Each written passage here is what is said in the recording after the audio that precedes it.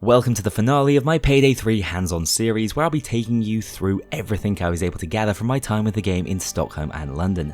Today's video will be focused on the newly developed stealth mechanics that are so core to what sets Payday apart as a game. If you thought Loud had come a long way from Payday 2's systems, you ain't seen nothing yet. Stealth in Payday 3 has evolved into a completely different beast that promotes styles of play I've never even considered before.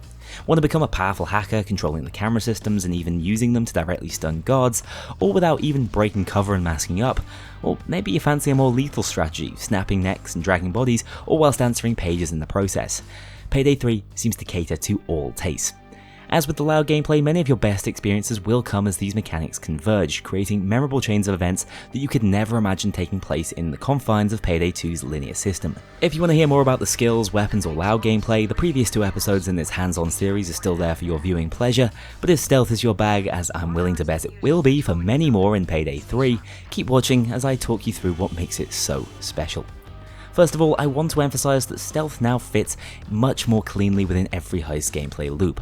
A starting stealth approach can work as a perfect bridge to set up for a Loud completion. Maybe you'll use the stealth section to just corral as many hostages as possible, or you'll leverage it to complete a side objective before the heat arrives. Or hell, you might want to crack the vault open as you find the thermite approach annoying, but be happy going Loud on the main road escape. There's a lot of stealth to Loud flexibility, which is aided by the new skill system and removal of concealment. Just about any build can get somewhere in stealth if you know what you're doing, and you can happily forego a few damage skills if you'd like to specialise in more hybrid options to take security as hostages or even control the Heist cameras. This makes the playstyle so much less cumbersome for the average player, meaning more than just solo stealthers should get to enjoy the full Payday experience here in New York. Looking at stealth specifically, what's really changed to enable this though? Well, I'd like to start by discussing casing mode, which has been completely overhauled to open up many more approaches to the heist. Now you can sprint and interact with most things whilst mask off, allowing you to make riskier plays with less actual risk of failure. The way this is all tied together is via a new security system, with heist maps being split into public areas, spaces where casing mode logically allows you to blend in completely, private areas where guards and cameras will be suspicious of your presence, attempting to escort you out if they spot you, assuming it's your first infringement, else they might go straight for the cuffs, and finally secure areas, which are your standard shoot-on-sight locations where trespassing is a criminal offence, mask or no mask. This system is surprisingly robust, with many ways to play around how security will treat you when spotted in each location.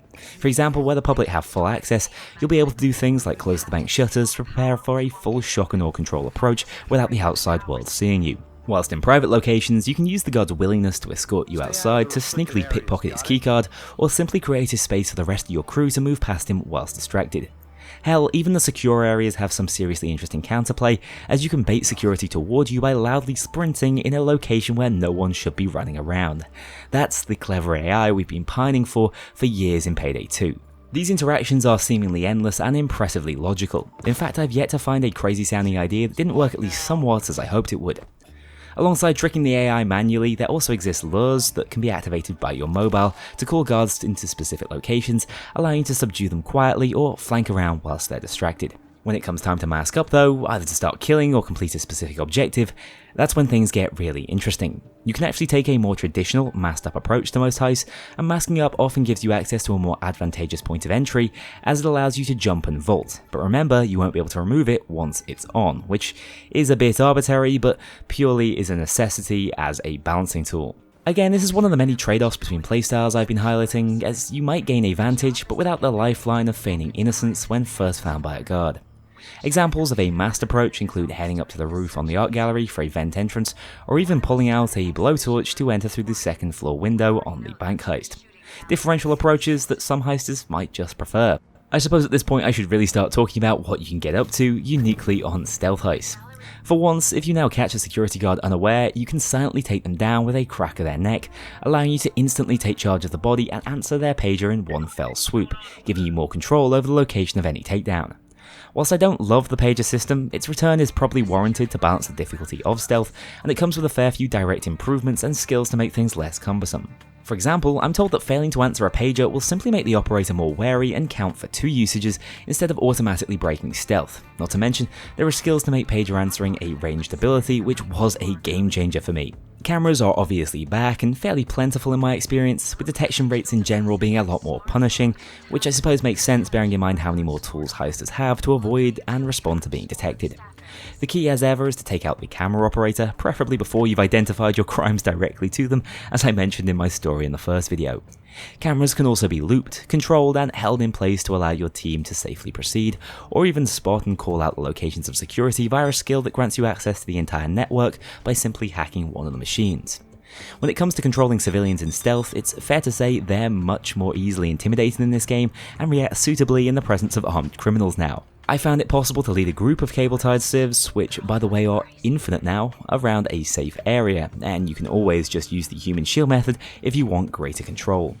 The majority of stealth-orientated skills are focused around having more options and tools when it comes to hacking, taking prisoners, and even moving quickly, clearly taking some inspiration from Yakuza with that one. In all, this has created a fairly streamlined system which can benefit many styles of approach and does actually reward innovative strategies in my experience. Gone are the days of trying to slink around everyone you see or ECM rushing an entire heist. Payday 3 is all about planning out a route, executing everything as best as possible, and then thinking on your feet when things go awry. I found in general, stealth objectives require a little more guile from players to complete and focus more on puzzly mechanics, which is a change warmly received by me at least. I love that you can march bank executives over for a retina scan to secure vault entry.